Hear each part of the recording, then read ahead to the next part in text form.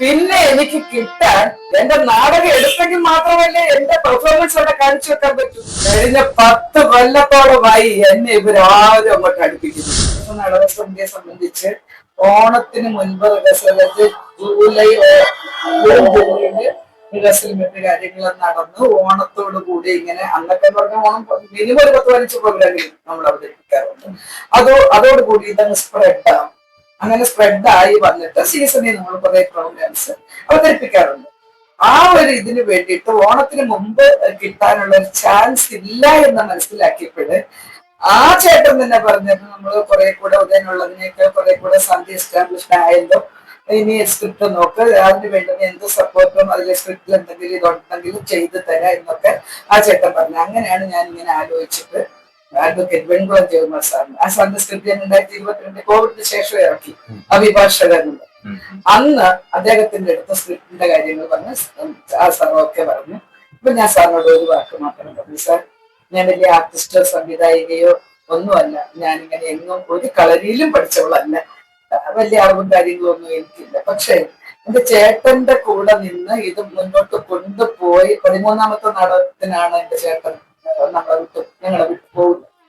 അപ്പൊ ഈ 13 നാടകങ്ങൾ കൈകാര്യം ചെയ്തതിന്റെ ആ ബുദ്ധിമുട്ട്, പ്രശ്നങ്ങള്, ഒരു നാടകത്തിൽ എന്തൊക്കെയാണ് ചെയ്യണമെന്ന് എനിക്ക് എന്റെ മനസ്സിലുള്ളത് കൊണ്ട് എനിക്ക് വർക്ക് ചെയ്യണമെന്ന് ആഗ്രഹമുണ്ട്.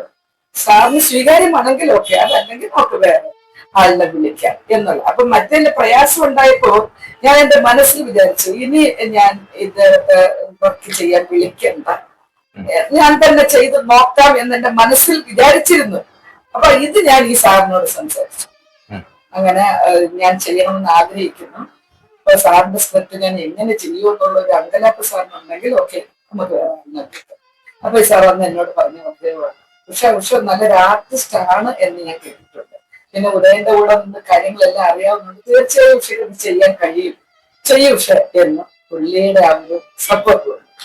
അങ്ങനെ ഞാൻ എന്റെ ആർട്ടിസ്റ്റുകളോടൊക്കെ ഞാൻ അന്ന് പറഞ്ഞു, നിങ്ങൾ എന്നെ ഒരു സംവിധായികയായിട്ട് കാണരുത്, നിങ്ങളിൽ ഒരാള്, നിങ്ങൾക്ക് അഭിപ്രായങ്ങൾ പറയാം, അത് സ്വീകരിക്കാവുന്നതാണെങ്കിൽ നമുക്ക് സ്വീകരിക്കാം, അല്ലെങ്കിൽ നമുക്ക് തള്ളിക്കളയാം, അതുകൊണ്ട് നിങ്ങളിൽ ഒരാളായിട്ട് എന്നെ കാണാവൂന്ന് പറഞ്ഞു. ഞാൻ ആധിപത്യം എന്ന നാടകം സംവിധാനം ചെയ്യാനായിട്ട് മനസ്സിനെ ഒരിതാക്കി. എങ്കിൽ ഞാൻ ഒരു തീരുമാനം എടുത്തിരുന്നു, ഏതെങ്കിലും ഒരു കുട്ടി ഈ വെൺപിള്ളക്ക് വേറെ ജോലിയൊന്നുമില്ല, അവർക്ക് അഭിനയിച്ച പോലെ ഈ സംവിധാനം ചെയ്യാൻ ഇറങ്ങി എന്തിനെന്ന് ചോദിച്ചിരുന്നു എങ്കിൽ ഞാൻ അന്ന് അവിടെ സ്റ്റോപ്പ് ചെയ്തു. പക്ഷെ ആരും ചോദിച്ചില്ല. അവര് അന്ന് പിന്നെ ഈ നമ്മുടെ ലാൻഡ് ഫോൺ, ഞാൻ പറഞ്ഞില്ല എന്റെ വീട്ടിലില്ല, അപ്പുറത്തെ ഫോൺ, അപ്പൊ ഈ ലാൻഡ് ഫോണിലായാലും ശരി, കത്തുകളിലായാലും ശരി, നമുക്ക് പ്രചോദനം എഴുതുന്ന സപ്പോർട്ടീവായിട്ടുള്ള ആ ലെറ്റേഴ്സ് ആണ്, ഫോൺ കോളുകൾ. അതെനിക്ക് ഭയങ്കര ആത്മധൈര്യമാണ്. നന്നായിട്ടുണ്ട് ചേച്ചി, പ്രതീക്ഷയില്ല ഇങ്ങനെ ഒരു കാലിലിട്ടുണ്ട്, അങ്ങനെയൊക്കെയുള്ള കുറെ കത്തുകളും ഫോൺ കോളുകളും വന്നപ്പോൾ എനിക്ക് ധൈര്യമായി. അങ്ങനെ പിന്നെ ഞാൻ ആധിപത്യം കഴിഞ്ഞു. അദ്ദേഹത്തിന്റെ തന്നെ അഷ്ടമംഗല്യം എന്ന് പറഞ്ഞൊരു നാടകം, അത് കഴിഞ്ഞതിന് ശേഷം നമ്മുടെ ആലത്തൂർ മുതൽ പറഞ്ഞ അദ്ദേഹത്തിന്റെ അർച്ചനപ്പൂർ 96 ആ നാടകത്തിനാണ് സംവിധാനത്തിനുള്ള അംഗീകാരം കിട്ടുന്നത്. അപ്പം അന്ന് ഭയങ്കര സംവിധാനത്തിന് കിട്ടുമ്പോൾ എനിക്ക് ഭയങ്കര പിന്നെ സന്തോഷമൊന്നും തോന്നിയില്ല. കാരണം അതിലൊരു ക്യാരക്ടർ ഞാൻ ചെയ്തിരുന്നു.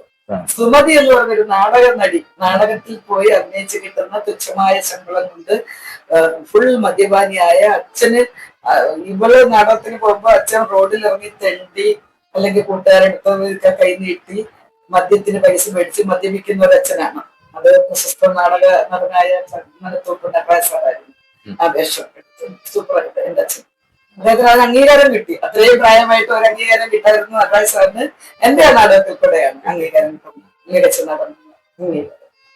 അപ്പൊ അന്നത്തെ ആ ഇതില് ഞാനിങ്ങനെ നാടകത്തിന് പോയി കിട്ടുന്ന തുച്ഛമായ വരുമാനത്തില് എന്റെ അച്ഛന് ഞാൻ മദ്യം മേടിച്ചുകൊണ്ട് കൊടുത്തു പുറത്ത് പോകാതിരിക്കാൻ. അങ്ങനെ കുടുംബം നോക്കും, സഹോദരനുണ്ട്, സഹോദരിയുണ്ട്, ആ നോക്കുന്നുണ്ട് നാടക ആർട്ടിസ്റ്റിന്റെ വേഷം. അതിന് നമ്മുടെ ഈ പ്രേക്ഷകര് നൽകിയ ഒരു ഇതുണ്ട്, നമ്മുടെ മനസ്സിലേക്ക് കുത്തിവെക്കുന്ന ഒരു ഇഞ്ചക്ഷൻ ഉണ്ട്.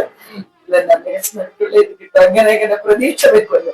ഇന്നിപ്പോ ഈ പ്രതീക്ഷ എന്ന് പറഞ്ഞാൽ ഞാൻ മൈദോന്നും ചെയ്തിട്ടില്ല, സത്യമായിട്ടുണ്ടായിരുന്നു. അന്നൊക്കെ എങ്ങനെ കിട്ടുമോ എന്നൊക്കെ ഉള്ളത്. അപ്പൊ അവരാട് ദേവീ ക്ഷേത്രത്തിലായിരുന്നു എനിക്ക് ഈ അവാർഡ് ഡിക്ലെയർ ചെയ്യുന്ന എന്റെ തലേന്ന് നാടകം. അപ്പം നമ്മുടെ ആലപ്പി വിവേകാനന്ദ ചേട്ടന്റെ അതിനെടുത്തു വന്നു. അദ്ദേഹമാണ് ഇതിലെ മ്യൂസിക് എനിക്ക് ചെയ്തിട്ടുണ്ട്. അദ്ദേഹം എന്റെ നാടകത്തിൽ അംഗീകരിക്കാൻ നമ്മൾ മ്യൂസിക് ചെയ്യാൻ വന്നിട്ട് അതിനകത്ത് ഭയങ്കര ഒരു വിഷവും കൈകാര്യം ചെയ്തായിരുന്നു. പിന്നെ അന്ന് തൊട്ട് ചേട്ടന് അടുത്ത കാലത്ത് ഒരു ചെറിയ ശാരീരിക അസ്വസ്ഥത വരുന്നിടം വരെ ചേട്ടൻ തന്നെയായിരുന്നു നമ്മുടെ മ്യൂസിക് ചെയ്തത്. ഈ ചേട്ടൻ നാടകമൊക്കെ കഴിഞ്ഞ് ഞങ്ങൾ സെറ്റ് പറക്കിക്കൊണ്ടിരുന്നപ്പോഴ് ചേട്ടൻ വന്ന് പറഞ്ഞു, പക്ഷെ 3 അവാർഡുണ്ട് പിന്നെ അർച്ചനക്കൊക്കെ ഞാൻ ചെയ്തതിനൊക്കെ അത് കൃത്യമായിട്ട് അറിഞ്ഞില്ല. പക്ഷെ ചന്ദനത്തോപ്പ് നടരാജന് അവാർഡ് ഉണ്ടെന്ന്. അങ്ങനെ പിന്നീട് അറിയുന്നത് 3 ഈ ചേട്ടൻ എന്നോട് 3 എല്ലാം കിട്ടി. കൊല്ലത്ത് നമ്മൾ വന്നു അപ്പൊ ആർട്ടിസ്റ്റുകൾ കൊല്ലത്ത് സ്റ്റാൻഡിൽ ഇന്നലെ എന്റെ പത്രക്കാരൻ പയ്യന്റെ എന്റെ ഒരു പത്രം എഴുതിച്ചു, ഫ്രണ്ട് പേജിൽ തന്നെ എന്റെ ഫോട്ടോ, ഈ നടരാജന്റെ ഫോട്ടോ. അപ്പൊ തലേന്ന് ഞാൻ അറിയുന്നില്ല, എനിക്കതിനകത്ത് എല്ലാം ഉണ്ടെന്ന് അറിഞ്ഞില്ല. സ്ക്രിപ്റ്റിനുണ്ട്, പിന്നെ സംഗീതത്തിനാണ് പാട്ടുന്നൊന്നും അറിഞ്ഞു, അതിനുണ്ട് ചന്ദനത്തോപ്പ് നടരാജ. പിന്നെ സംവിധാനത്തിനുള്ള ഒരു ഇവിടെ അപ്പോഴോ അടിയൊന്നും അല്ലല്ലോ കിട്ടിയത് എന്നൊരു ചെറിയ വിഷയം. പക്ഷെ പത്രക്കാർ ഇവിടെ വന്നപ്പോഴാണ് ഇതിന്റെ വലിപ്പം ഞാൻ അറിയുന്നത്.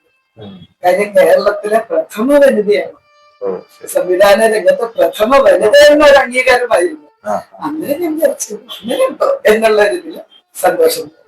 അങ്ങനെ ആ ഒരു അംഗീകാരം വലിയൊരു ഇതായിട്ടാണ് എനിക്ക് പിന്നീട് തോന്നി. ആദ്യം സങ്കല്പമെങ്കിലും അതിനുശേഷം പിന്നീട് അങ്ങോട്ട് അന്നേരം ഞാൻ വിചാരിച്ചാ പ്രഥമ വനിത കിട്ടിയല്ലോ, ഇനിയിപ്പോ നടിക്ക് നല്ല വേഷങ്ങളൊക്കെ വന്നാൽ കിട്ടും. അങ്ങനെ നടിക്ക് 2000 അധ്യാപിക എന്ന് പറഞ്ഞു. അതില് പിന്നെ ഒരു മാതൃക അധ്യാപികയ്ക്കുണ്ട് ഒരു റോളെന്ന് അതിന് മികച്ച നടിക്കുള്ളൂ. വീണ്ടും ഞാൻ 2007 അമൃതം ദിവ്യ എന്ന് പറഞ്ഞ നമ്മുടെ ചെറുതിയൂർ ജയപ്രസാദ് സാറിന്റെ നാടകം, അതിലും സംവിധാനത്തിനുള്ള സ്പെഷ്യൽ ജൂറി അവാർഡും അതിന് കിട്ടി. പിന്നെ എനിക്ക് കിട്ടാൻ എന്റെ നാടകം എടുത്തെങ്കിൽ മാത്രമല്ലേ എന്റെ പെർഫോമൻസ് അവിടെ കാണിച്ചു വെക്കാൻ പറ്റൂ. കഴിഞ്ഞ 10 കൊല്ലത്തോളമായി എന്നെ ഇവരാരും അങ്ങോട്ട് അടുപ്പിക്കുന്നില്ല. മനസ്സിലായോ? അതായത് എന്റെ സ്ക്രിപ്റ്റ് എല്ലാ നാടകത്തിനും ഞാൻ കൊടുക്കും. ഞാൻ കൊടുക്കും എന്ന് പറഞ്ഞാൽ ഞാൻ പ്രതീക്ഷിച്ചുണ്ടല്ലോ കൊടുക്കുന്നത്. എന്റെ സ്ക്രിപ്റ്റ് വായിപ്പോ അത് ചില എന്റെ ആർട്ടിസ്റ്റുകളിൽ ചിലർക്കൊരു പ്രതീക്ഷ കാണും, ചേച്ചി കൊടുക്കണേ, ചേച്ചി കൊടുക്കാതിരിക്കില്ല എന്ന് വെച്ചാൽ അവർക്ക് എന്തെങ്കിലും കിട്ടുമെന്നുള്ള ഒരു ഇതല്ലോ.